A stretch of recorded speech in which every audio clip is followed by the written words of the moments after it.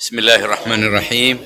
Bagaimana berdirinya sebuah negara bernama Republik Islam Iran dan relasinya dengan kita sebagai bangsa Indonesia.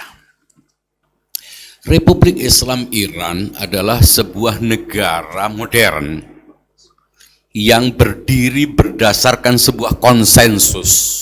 Republik Islam Iran itu adalah sebuah negara yang unik dibanding banyak negara lainnya. Mengapa?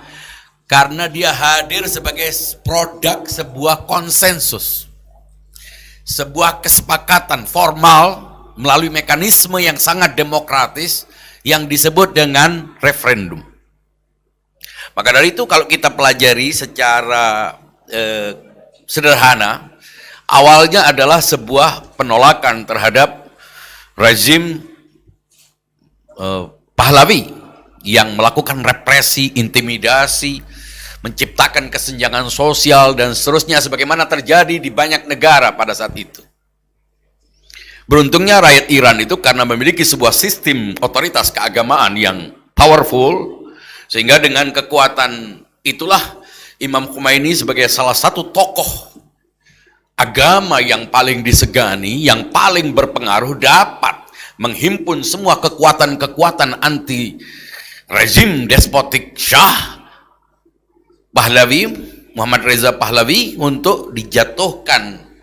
Sehingga terjadilah proses perlawanan para mahasiswa, semua elemen-elemen kekuatan. Kita harus ketahui bahwa runtuhnya kerajaan yang dibangun berusia sekitar, kalau kita mau lanjut 1000 tahun, itu dijatuhkan oleh semua elemen kekuatan yang ada di tengah masyarakat Iran. Tidak hanya satu elemen, semuanya ikut. Namun semuanya dikonsolidasi, dipimpin oleh satu tokoh public figure yang memiliki pengaruh sangat luas. Itulah yang dilakukan oleh rakyat Iran di bawah kepemimpinan Imam Khomeini. Pada saat itu Imam Khomeini dengan kemampuannya menjatuhkan semua standar revolusi-revolusi yang pernah terjadi di dunia ini. Dunia modern itu diawali dengan beberapa revolusi-revolusi besar, seperti revolusi industri di Inggris, revolusi Prancis, revolusi Bolshevik, revolusi budaya di Cina. Itu menandai era baru. Kalau di Eropa mengawali sebuah tren atau zaman yang disebut dengan zaman modern atau Renaissance. Sehingga dari situlah muncul kolonialisme dan teknologi ilmu pengetahuan yang mendominasi. Dan Barat akhirnya menjadi sebuah kekuatan polar yang sangat besar. Dan semuanya terjadi berdarah-darah. Terjadi sebuah perlawanan antara dua kutub kekuatan politik. Tapi dengan terjadinya sebuah revolusi di Iran, dengan kekuatan seorang tokoh, dengan wacana, dengan pemikiran, dengan gagasan-gagasan yang tidak melakukan sebuah perubahan bersenjata, maka itu menggantikan sebuah tren. Revolusi tidak harus terjadi dengan sebuah kekuatan militer yang represif atau pertumpahan darah yang sangat besar memakan korban. Ketika itu semua dunia Islam itu sedang mengalami sebuah situasi yang tidak positif akibat kejatuhannya. Sebelumnya kalau kita lihat Ottoman jatuh, negara-negara Islam itu terpecah-pecah terutama di Timur Tengah. Kemudian terjadi konflik-konflik di setiap daerah, termasuk di Indonesia ini terjadi pemberontakan, Permesta, PRRI, NII dan seterusnya, sehingga pembubaran Masyumi, dan membuat saat itu orang mulai pesimis terhadap Islam, ya, sebagai sebuah gagasan. Sampai ketika orang sudah tidak bisa lagi menemukan contoh dari Islam, Ikhwan Muslimin dengan kekacauannya di Mesir. Disitulah kita akhirnya terperangah di saat umat Islam kebingungan dan banyak pemuda-pemuda kita mulai mengalihkan pandangannya ke Barat, membaca karya-karya Barat, terpengaruh oleh pemikir-pemikir dan filosof Barat. Ya, itu yang fakta yang terjadi. Orang sudah tidak lagi bisa melihat Islam sebagai sebuah gagasan yang aktual, yang relevan dalam perkembangan zaman. Tiba-tiba muncul sebuah revolusi dengan nama yang waktu itu belum banyak dikenal, Iran. Karena orang Islam taunya itu Saudi, Mesir. Jadi kalau Islam itu Saudi, di situ ada Mekah dan Madinah. Ya, disitulah Islam yang dipahami orang. Mesir yang punya Al-Azhar, tapi Iran tidak pernah dengar. Orang tidak pernah dengar nama Iran, apalagi nama Syiah. Tidak ada yang dengar nama Syiah. Tapi karena yang diperdengarkan saat itu adalah figur Ayatollah Khomeini, Imam Khomeini, dan waktu itu umat Islam sedang mengalami masa yang cukup lesu dalam pemikiran, ya otomatis itu membangkitkan gairah. Umat Islam bersemangat tanpa melihat apakah itu Syiah di Iran atau apapun. Semua umat Islam, apapun aliran madhabnya, apapun kelompoknya, dimanapun di dunia ini, semua menyambutnya dengan positif. Ya, karena yang ditampilkan saat itu adalah Islam sebagai sebuah agama perlawanan terhadap kezaliman, yang ditandai dengan munculnya Imam Khomeini dan berlawanan dengan Syah. Di saat itulah pemuda-pemuda Islam yang hampir terpengaruh oleh Barat ingin melihat ada apa gerangan di balik ini. Sebuah revolusi yang digerakkan oleh satu orang bersorban tua, yang mestinya dalam pikiran kebanyakan orang bersorban tua, berpakaian, berjubah itu memimpin tahlil minimal, atau membaca wirid, duduk di sudut-sudut mihrab, memimpin bacaan talqin, mengajari, menasehati, menjanjikan surga, mengancam dengan neraka. Itu yang selama ini dipahami oleh orang. Tapi tiba-tiba muncul sebuah figur ulama yang tidak sebagaimana itu. Dia diasingkan beberapa belas tahun di Irak, kemudian berpindah sampai akhirnya diasingkan lagi ke Perancis, dan dari situlah dia menggerakkan masyarakat, terutama kalangan pemuda, terutama mahasiswa, dengan kemampuan bicaranya, dengan penjelasannya yang apa adanya, menggambarkan derita masyarakatnya, dan melalui murid-murid yang begitu banyak, baik di kalangan intelektual maupun di kalangan ulama, terjadilah sebuah perubahan yang tidak dibayangkan. Karena negara Iran itu salah satu proksi yang paling kuat dari Amerika pada saat itu. Karena itu patut untuk kita lihat, orang Iran bisa melihat revolusi Islam Iran itu sebagai sebuah peristiwa nasional mereka. Loh, dan mereka patut bangga dengan itu. Sebagaimana kita, bangsa Indonesia juga patut bangga dengan sejarah kita. Bangsa Indonesia juga punya revolusi, punya sejarah perlawanan, punya sekian lusin pejuang-pejuang dan kusuma bangsa. Punya sejarahnya, punya jati dirinya. Tapi kita juga bisa melihatnya dalam perspektif yang lebih luas ketika yang dibicarakan adalah kemanusiaan, perlawanan terhadap kezaliman, pemihakan kepada orang-orang yang tertindas. Dan itulah yang digambarkan oleh Bung Karno tentang nasionalisme dan internasionalisme. Bangsa yang besar, bangsa yang bangga dengan dirinya, tapi mengapresiasi perjuangan bangsa-bangsa lain. Dan karena itulah terjadi sebuah kerjasama antar negara-negara untuk melawan hegemoni, melawan imperialisme, melawan kapitalisme, melawan borjuisme, melawan semua kekuatan-kekuatan yang tujuannya adalah mengeliminir bangsa yang ada di dunia ini, yang sudah dianggap sebagai bangsa di kelas bawah. Maka dari itu tidak mengherankan bila revolusi itu kemudian disambut sebagai sebuah peristiwa global. Ia memang memiliki makna-makna lokalnya sebagai revolusi bagi bangsa Iran, tapi bangsa-bangsa lain juga bisa melihatnya dalam konteks kemanusiaan, dalam isu yang menggabungkan semua umat manusia. Ya, dalam konteks itulah kita sedang berbicara ini. Dalam konteks itulah kita melihat bagaimana bangsa-bangsa harus menunjukkan kedaulatannya, harus menunjukkan perlawanannya terhadap kezaliman dimanapun. Dari situlah pemuda-pemuda mulai ingin tahu tentang revolusi ini. Apa di balik revolusi ini? Mengapa bisa menjatuhkan sebuah dinasti besar? hanya dengan kekuatan wacana dan retorika yang begitu dahsyat dari seorang yang bernama Ruh Allah. Apa yang terjadi? Inilah yang akhirnya membuat orang ingin tahu. Jangan heran kedutaan Iran itu pada masa itu Orde Baru ya. Semua orang kalau tahu revolusi itu dianggap sebagai sebuah peristiwa yang dibenci oleh Orde Baru. Tidak sembarang orang berani untuk memasang foto Imam Khomeini. Tapi kedutaan Iran pada saat itu berjubel orang ke sana untuk bisa mendapatkan Yaumul Quds.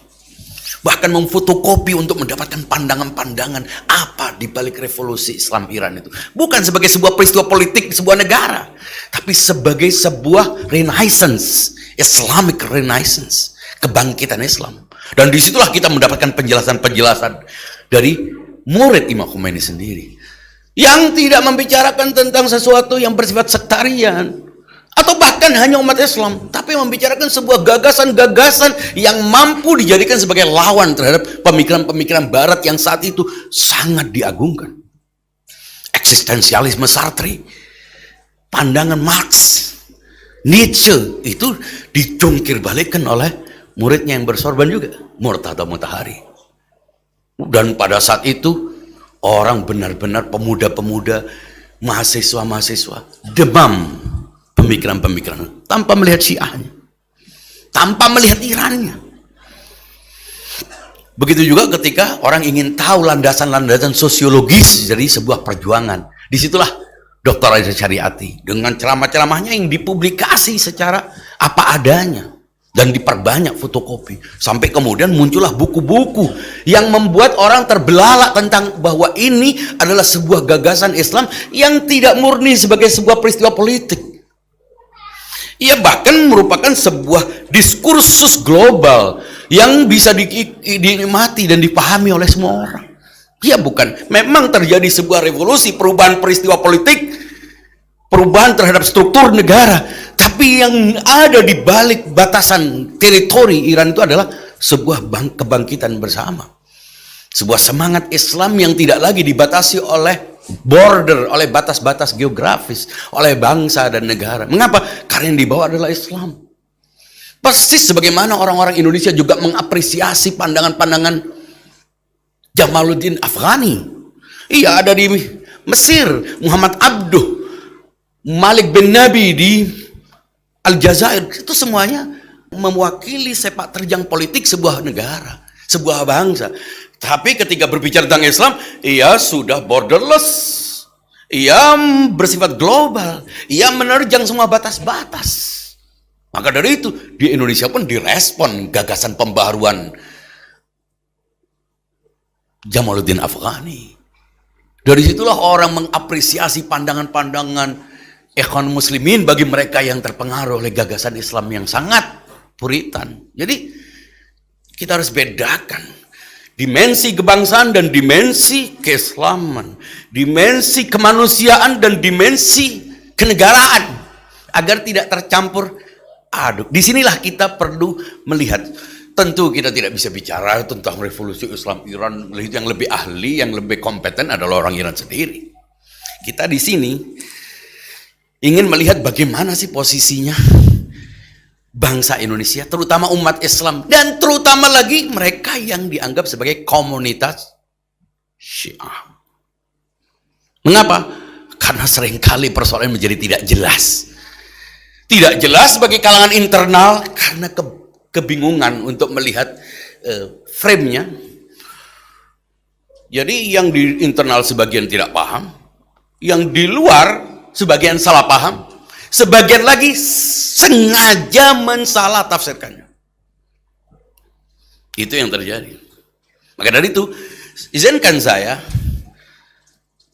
ingin meletakkan persoalan ini sebagaimana mestinya.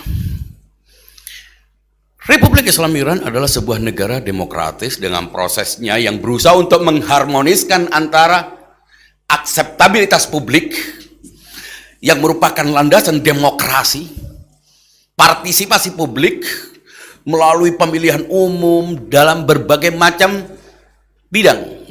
Pemilihan itu biasanya sebuah negara republik itu berdiri di atas trias politika, eksekutif, legislatif, yudikatif. Tapi Iran berusaha untuk membangun sebuah sistem baru. Bangsa Iran sendiri pilihannya yaitu mengharmoniskan antara demokrasi dan teokrasi, antara penerimaan masyarakat yang diselenggarakan melalui proses referendum dan otoritas keagamaan sesuai dengan pandangan mereka. Dan ini terselenggara. Maka dari itu, kita jangan samakan Republik Islam Iran dengan negara Islam. Islamic State berbeda dengan Islamic Republic. Islamic State orang bisa teriak-teriak, tiba-tiba memaksa orang untuk berubah. Tapi kalau ini pilihan sebuah bangsa. Ini adalah capaian sebuah bangsa, bahwa di sana sini ada kekurangan dalam kebijakan, ada akibat dari blokade, akibat dari gangguan, akibat dari intimidasi, akibat dari prinsip-prinsip yang dipilihnya, otomatis terjadilah kekurangan-kekurangan. Dan kekurangan itu terjadi di mana-mana, bukan hanya di satu negara. Ini yang terjadi. Nah, dari situ kita bisa tahu bahwa ini adalah sebuah sistem baru di mana sebuah negara dibangun dengan trias politika sekaligus mengharmoniskannya dengan sistem otoritas keagamaan. Nah, apakah itu relevan dengan Indonesia? Tentu tidak. Mengapa? Indonesia punya sejarahnya sendiri. Masyarakat Iran itu relatif homogen, sama, dan mereka semua terlibat. Bahwa ada kekurangan ini di sana sini otomatis, tapi dibentuk berdasarkan pilihannya. Jadi memilih apa? Setelah Syah jatuh, mereka memilih sistem apa? Imam Khomeini tidak langsung memaksa bangsa Iran, tapi bangsa Iran sendiri memilihnya. Kami memilih Jumhuri Islami. Kami memilih Republik yang demokratis, tapi saat yang sama dia harus berwarna Islam. Dari situlah konstitusi Islam dibangun. Jadi tidak ujuk-ujuk syariat Islam itu kemudian otomatis menjadi undang-undang di negara Iran. Enggak, ada proses legislasi. Ada proses di mana hukum-hukum itu disarikan, didiskusikan oleh para ahli, kemudian dijabarkan menjadi draft undang-undang, kemudian disahkan, baru kemudian mengikat. Di bagian mana? Di bagian hukum sosial, di wilayah publik. Kalau di Saudi orang tidak sholat, ditutup, dipaksa sholat. Tokonya harus tutup. Di Iran, selama itu bukan wilayah publik, itu hak privat, undang-undang tidak menjangkaunya. Anda tidak sholat, undang-undang Iran tidak menyalahkan Anda. Tapi Anda masuk dalam wilayah publik. Mengapa orang harus berjilbab? Mereka punya pilihan sendiri. Jilbab itu berhubungan dengan orang lain di ruang publik. Berpakaian tidak menutupi, seorang perempuan tidak menutupi bagian tubuhnya. Nah, berhubungan dengan pihak lain. Dia terdorong untuk melakukan sesuatu, aksi. Mau tidak mau harus ada undang-undang. Ketimbang sibuk mendapatkan laporan pengaduan pelecehan seksual terus-menerus bahkan di pusat-pusat keagamaan. Ya lebih baik ketika berada dalam sebuah negara di mana mereka sudah sepakat untuk memilih Islam sebagai hukumnya dalam wilayah publik semata, berlakulah jilbab. Itu kan urusan negara lain. Tiba-tiba ada orang yang memang tugasnya ngoceh di depan TV, nggak tahu apa-apa, bicara tentang negara yang punya urusannya sendiri, bangsa lain. Kenapa usil? Mereka mau apa itu hak mereka. Mereka mau membuat undang-undang, itu adalah konstitusi negara lain. Sebagaimana orang Iran juga tidak bisa mengusili undang-undang yang berlaku di negara lain. Semudah itu. Memang ada pelanggaran kasus-kasus dalam soal jilbab ini, tapi di negara itu adalah sebuah undang-undang, sehingga menteri luar negeri manapun juga harus pakai jilbab. Kenapa? Protokoler. Ini tentang Islam di Iran. Di Indonesia masyarakat majemuk, heterogen, nggak terikat dengan itu. Kita punya konsensus sendiri terhadap sebuah sistem yang mengakomodasi semua kelompok dengan berbagai macam agama, keyakinan, dan atas dasar itulah kita terikat. Anda Syiah, ya Syiah itu nggak ada negaranya, Bung. Syiah itu di mana saja Anda bisa menjadi Syiah. Orang Syiah tidak identik dengan Iran, dengan Saudi, dengan di mana saja. Syiah nggak perlu KTP. Tapi bangsa perlu KTP. Anda warga negara mana? Saya beragama Islam. Kita terhubung dengan semua orang Islam di dunia ini. Anda bermazhab Syiah, Anda terhubung dengan orang Syiah dimanapun, sebagaimana orang juga bermazhab Sunni, Wahabi, terkait dengan manapun. Anda beragama Katolik, Anda terkait dengan Vatikan. Tapi tidak berarti Anda kehilangan warga negara Anda, jati diri Anda sebagai bangsa Indonesia di mana Anda berada. Karena itu, jangan hanya melihat Anda dari identitas agama. Juga jangan hanya melihat diri kita hanya sebagai penganut sebuah mazhab. Itu ketika berhubungan dengan mazhab lain, Anda boleh menegaskan identitas mazhab Anda. Ketika berhubungan dengan penganut agama lain, tunjukkan identitas agama Anda. Tapi dalam konteks negara, dalam sebuah bangunan konstruksi masyarakat, cukup Anda punya identitas satu, bangsa Indonesia. Dan karena itu, Anda tidak berhak untuk mendapat penindasan, intimidasi, diskriminasi. Negara ini tidak berurusan dengan agama dan tidak berurusan dengan mazhab, tapi berurusan dengan bangsa. Hak kewarganegaraan Anda, hak konstitusional Anda harus Anda sadari. Tunjukkan itu. Jangan canggung, jangan merasa kecil hati. Dan tunjukkan apresiasi kepada bangsa lain. Dan sekarang kita mendapatkan berita bencana tentang yang melanda Turki dan Suriah. Semua bangsa berlomba untuk menunjukkan empati dan solidaritasnya. Tanpa melihat bangsa apa, negara apa, KTP apa. Bahwa masing-masing memiliki sistemnya sendiri, sejarahnya sendiri, prosesnya sendiri, jati dirinya sendiri, itu aja.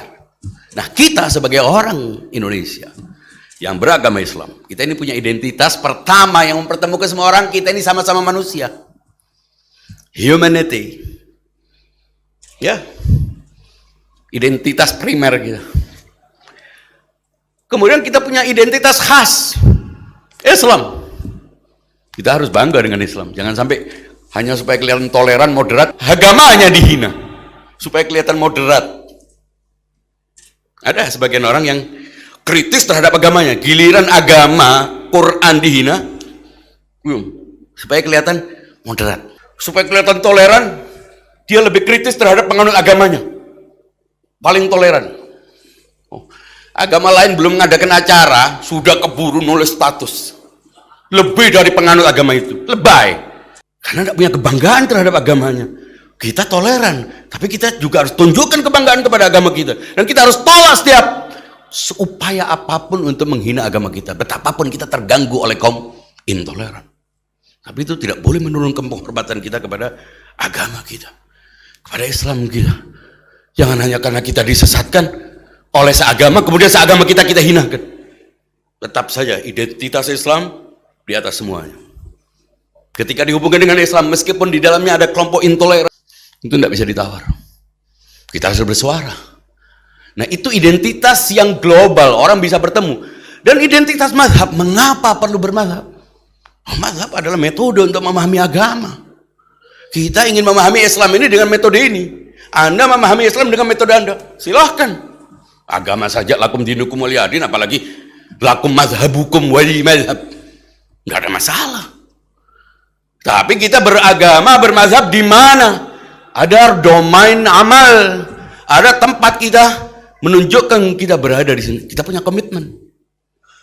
Inna hadhihi ummatukum ummatan wahidah. Sebagai umat kita satu. Karena itu kita mengapresiasi perjuangan bangsa Iran.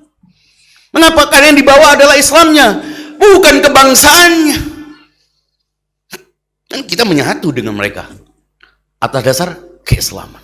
Karena kita satu umat, tidak dibedakan oleh status identitas negara. Tapi Allah juga berfirman, Inna khalaqnakum min dzakarin wa untha wa ja'alnakum syu'uban. Aku ciptakan bangsa-bangsa. Bangsa Iran punya sejarahnya, punya kebanggaannya, punya perjuangannya, punya revolusinya. Bangsa Indonesia juga punya perjuangannya, punya revolusinya, punya kebanggaannya. Atas dasar itu, lita'arafu. Saling menghargai, untuk saling mengakui, mengikuti, memahami, mengapresiasi. Apa? Budaya, status, sejarah, kita saling menghargai. Nah, dengan semangat itulah kita melihat revolusi Islam Iran sebagai sebuah peristiwa kemanusiaan, sebagai sebuah event keislaman, bahwa itu memiliki ciri lokal tertentu, sebagai sebuah bangsa, sebagai sebuah negara, itu pilihan bangsa Iran. Nah, kita harus menghargainya. Sebagaimana kita juga, kita sudah final dengan pilihan kita sebagai bangsa Indonesia dengan Pancasila, Undang-Undang Dasar. Tidak hanya untuk di 17 Agustus, tidak hanya berretorika, tapi kita tunjukkan komitmen kita. Jangan kecil hati. Anda boleh menjadi Syiah, Anda boleh menjadi Sunni, Anda boleh menjadi Muslim. Tapi kita sudah punya komitmen sebagai sebuah bangsa berdasarkan perjuangan dan pengorbanan founding fathers. Mereka yang sudah menetapkan Pancasila sebagai asas yang mengakomodasi semuanya. Atas dasar itulah kita bangga sebagai bagian dari bangsa ini dengan keagamaan kita, dengan pilihan Islam kita, dengan pilihan mazhab kita. Dan karena itu tidak ada yang berhak untuk mengklaim negara ini milik properti satu negara, satu agama, satu mazhab. Ini adalah negara di mana kita berada.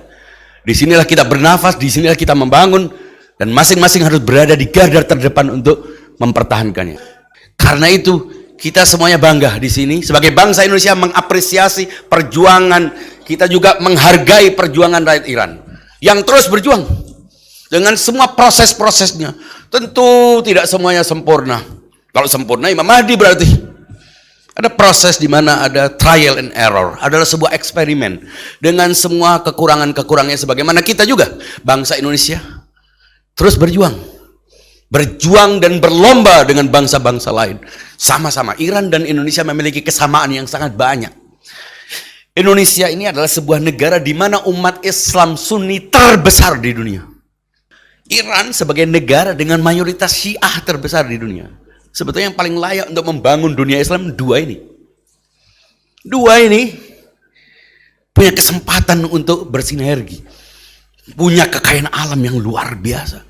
Berada dalam letak yang sangat strategis. Tapi ya perlu proses. Ada tekanan-tekanan yang membuat kita akhirnya lupa tentang posisi kita sebagai bangsa Indonesia yang bisa menjadi pionir dalam membangun kemandirian untuk bersama umat Islam. Tapi Indonesia dan Iran yang nyata adalah perjuangan bangsa. Nyata adalah hasil perjuangan banyak kusuma bangsa dengan berbagai macam keyakinan-keyakinannya. Tentu dengan perbedaan-perbedaan dan ciri khasnya masing-masing. Karena itu saya tidak punya banyak yang harus saya sampaikan. Karena ini sebetulnya adalah orasi kebangsaan. Agar benar-benar menjadi momen peristiwa penghormatan kepada sebuah bangsa Iran yang punya derita panjang. Ya, kita bisa lihat sendiri bagaimana mereka berusaha untuk mandiri, bagaimana mereka berusaha untuk mempertahankan eksistensinya dengan memegang prinsip perlawanan terhadap hegemoni. Ya, harga yang harus dibayar banyak. Derita, blokade, intimidasi, pembukuan aset dan seterusnya. Kita pun demikian. Di Indonesia tidak semuanya berjalan dengan baik. Andaikan kita benar-benar bisa bersatu, tidak ada gangguan-gangguan dari kelompok ekstremis dan intoleran yang berusaha memecah, yang bermimpi-mimpi untuk menjadikan Indonesia ini berada dalam satu pola, padahal keragaman itu adalah takdir Indonesia. Ya, kita akan menghadapi masalah terus. Karena itu komunitas Syiah jangan pernah menjadi canggung karena berada di masyarakat yang sebagian tidak sama pandangannya. Anda tidak dituntut untuk menjadi apapun. Anda hanya perlu menyadari hak konstitusional Anda sebagai bangsa Indonesia. Tidak ada yang berhak mengkecilkan Anda. Jadilah Muslim, jadilah Syiah, jadilah Sunni, atau jadilah apapun. Tapi tetaplah teguh dengan komitmen kita sebagai bagian dari bangsa Indonesia yang menghormati perjuangan bangsa lain, termasuk bangsa Iran. Sekian, wal afu minkum, wassalamualaikum warahmatullahi wabarakatuh.